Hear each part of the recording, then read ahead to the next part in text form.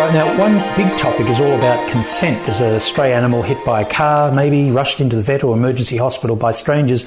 Legally, you have an obligation, don't you, to... By law in Australia, if you have an animal that's not treated but is suffering, not owned, then we have to render first aid. And that may be basic first aid, or it could be euthanasia. Right. Now, there is no definition of what is basic first aid. But then is euthanasia, this is the question, is euthanasia a non-consensual procedure? I mean, what if you could save that animal by something you could do now, not waiting an hour or 2 days to find the owner to get the consent? Yeah. How do you decide? Well, it's very contextual. It relies very much on the context, because if you've got an animal that's severely injured, that has very little chance of surviving, very high chance of suffering, then euthanasia is probably the most ethical action to take. You could be sued though, couldn't you? Could an owner sue you? Yes, of course they can. But I think you need to be able to always justify your clinical decision making, and you would be looking at the evidence, the sort of condition that animal's in, to try to determine what's the best thing to do in that case. But consent is a really interesting one in veterinary practice, because first of all, everything we do in a sense is non-consensual, because our patients don't consent. Of course. Could be argued that some of them are sent to treatment in the sense that they don't necessarily object, but none of our patients consent, and that's puts a huge responsibility on vets and also owners who are consenting proxies for those animals. Means that we all have to think about what are the best interests of those animals, but we can't ask the animals. So we have to think about, well, how do you determine what's an animal's best interests? And there's all kinds of ways to do that, and one of them is sort of assessing their previous behaviour. Another one is looking at preferences, and then when we look at preferences, are we really giving them the right choices in a preference test to be able to determine that that's really the choice an animal would make? So there's a whole can of worms there. Yeah, so in dealing with the owner, you could say to the owner, well, look, for $5,000, $10,000, I can probably fix this problem. And they go, oh, no way, let's put them to sleep. Yeah. That's a difficult one for you, knowing that you can fix it. Yes, yeah. And then the owner, perhaps it's difficult as well because they can't afford it. Yeah, or won't. So sometimes it's a matter of people feel like that's ethically unsound. So we have come across the odd client who says things like, well, I do have the money, but I believe that it shouldn't go to treating an animal with cancer. I believe that it should go to treating humans with disease, and we give our money to charity, and therefore we don't feel like that's appropriate. So that's a negotiation that veterinarians need to have with clients as well. Understanding the values that people are bringing to the table. And the big strength in this book is about allowing vets to help draw that out in discussions with clients and with each other. All right, a little while ago we did a podcast with you, I remember, from one of your blog posts, Should We Eat What We Treat? And I was intrigued by the words, can we justify pet rodents while trying to eradicate them elsewhere at the same time? And that's... What's the difference? Well, it's interesting because the thing is humans are very inconsistent about the way we view animals. So think about the rabbit. On the one hand, we have rabbits in the wild, and in Australia it's quite acceptable for local governments to release calicivirus to kill those rabbits. We have rabbits in laboratories, and when we have them in laboratories, it's really important that ethics committees look at all of the aspects to do with their housing and the experiments that are going ahead to make sure pain is minimised and the husbandry is the best it possibly can be. And then we've got pet rabbits who aren't particularly well regulated, but they're in homes. Some of them are incredibly well loved. I've got clients who've had rabbits with middle ear disease that go off and have CTs. They're not cheap tests. And so we've got these different types of animals, and there's also rabbits that we eat. So if you think about that, it's exactly the same species. We know that those rabbits all are sentient creatures. They're all capable of feeling and experiencing positive and negative emotions, and yet we treat them very, very differently. So there's this real inconsistency, and it's interesting because it's not uncommon for us to be presented with a rat who is a family member for quite expensive treatment, and yet someone else in the waiting room will see the rat and sort of snort and say, well, you know, you can't treat a rat, but they've got a pet dog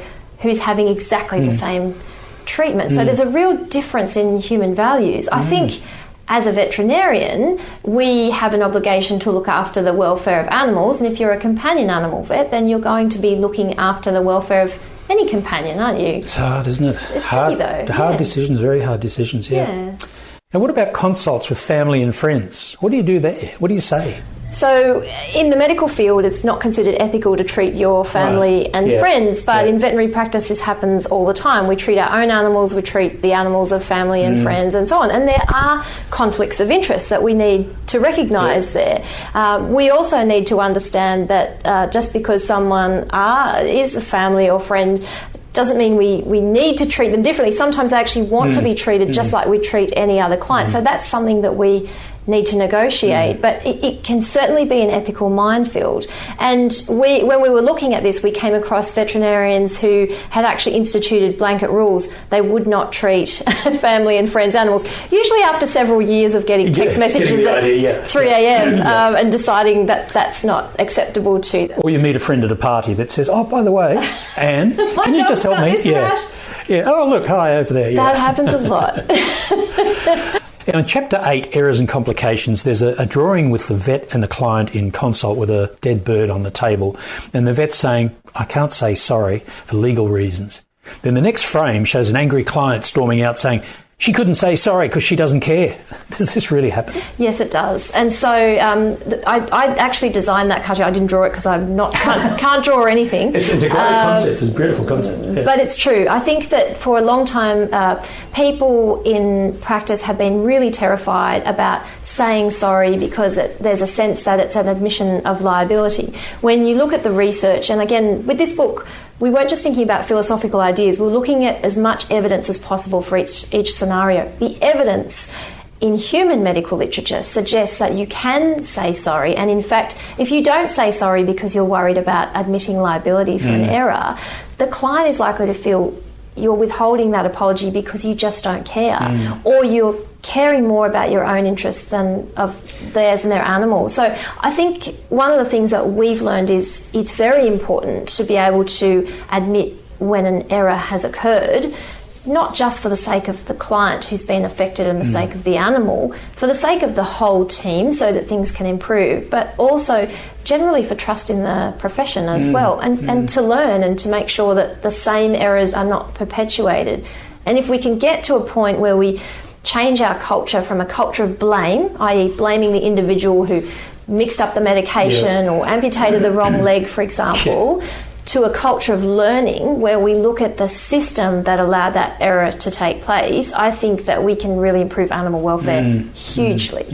Yeah. Okay. Now, hanging around various veterinary emergency centres, as I do, from time to time, I see lots and lots of wildlife coming in and being treated at obviously great cost.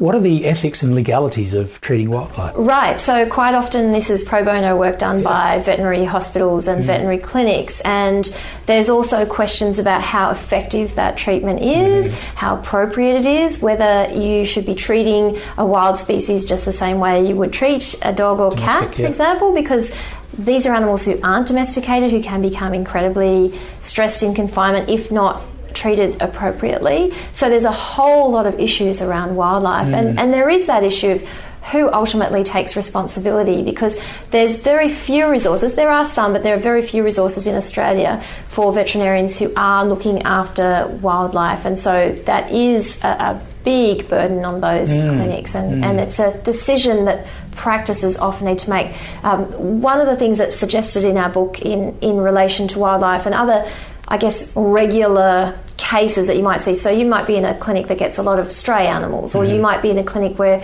it's quite common that people turn up and say, I can't pay. So not just dealing with the scenario each time it happens and getting very stressed, but trying to look at common ethical dilemmas and develop practice policies so that the practice can come to an agreement. Right. So everyone's comfortable that this is the policy. So yes, we will take in wildlife, or no, we won't take in wildlife, but what we will do is support these groups, or we'll do these conservation activities. Those kinds of things, when they're decided, can really reduce a lot of stress as well. Okay. Now, finally, having called on your peers to help answer these questions that you've created, has it created more questions perhaps than you even asked? Oh yes, there's so many things that I would love to have a second edition. I mean, part of me says no way because it was so much work. And there were weeks, I have to admit, where I was living on toast and not having showers. Yeah. There was some time, but that's how books get written, people. Okay. I'm glad that's over. But yeah, as soon as, of course, we put all these together, we thought of 100 other scenarios that we could have included, and wished we'd included. There's a couple of really memorable topics that I think. One is this concept of animal use, and we had two people confront the same scenario. So we had Professor John Webster, who's the father of the 5 freedoms, and Manuel Giuffre, who's a lawyer who worked for Voiceless, both looking at the question of whether animals are contemporary slaves. And what are the ethical implications of that? And that's a really fascinating debate. And it's quite interesting because I think in society in general, people are starting to question animal use, not take it for granted, and really rethink what we're doing in relation to animals. And so that for me was quite a highlight. And we also had 2 authors look at scenarios relating to homeopathic treatments. And they had very different approaches, but in some sense came to quite similar conclusions. I don't want to spoil it, but it's quite an interesting journey because they start from quite different places. All right. Well, obviously now you've got plenty of time on your hands. So when's the next book coming out? Well, actually, there is a next book. Oh, really? Not an ethics book, no. The Vet Cookbook. So, of course. yes, of course. Okay. and that's another type of stress because that involves cooking, not toast, but other things. And that's another collaborative effort. I'm one of several editors. So Deepa Gopinath, Asti May, and Jenna Moss Davis, all of us together are putting together this book that's made up of contributions from vets all around Australia and in some cases from around the world. There's a couple of non-vets involved. Putting together recipes and also sharing stories. The reason that we're doing this is we thought we'd help promote collegiality by getting vets to share food and talk about stuff. And so we're hoping this book will be slightly less stressful to put together than the ethics book. But it sounds like a lot of fun. Now, listen, tell us, where can we get Veterinary Ethics Navigating Tough Cases? Yes, so the best place to get it at the moment is Amazon.com. Amazon.com, okay. Fantastic. Dr Anne Fawcett, thank you very much for your time. Fabulous book. I could get a lot of money for this. This is the only one in Australia, isn't it? Yeah. Hey.